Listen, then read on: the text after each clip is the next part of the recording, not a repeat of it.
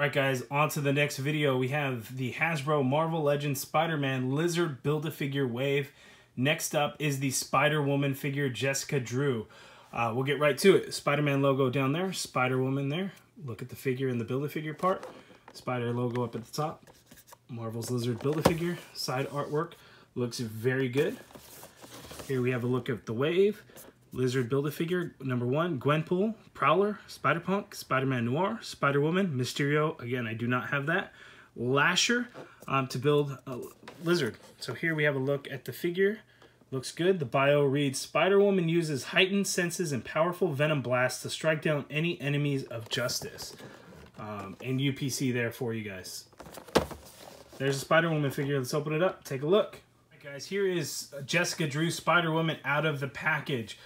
So real quick, let's look at the Lizard Build-A-Figure piece there.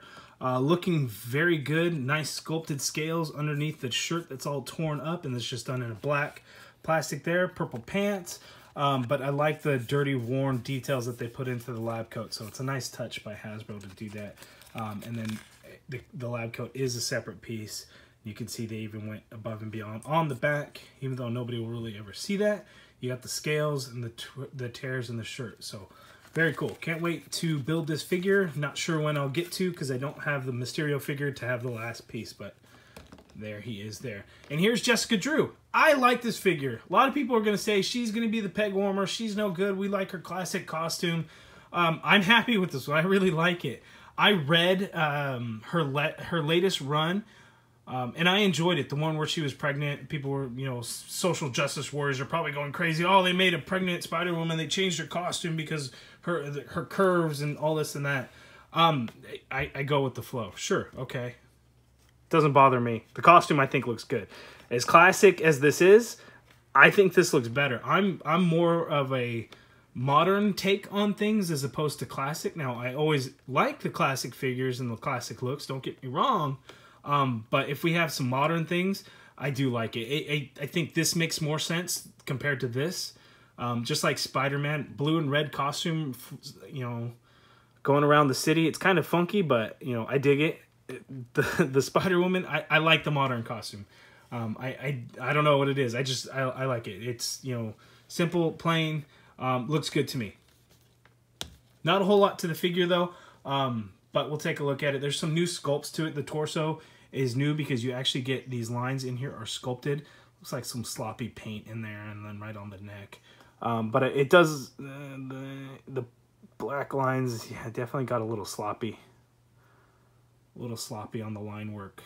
But I do like the figure. The figure looks good to me. I'm happy to have it.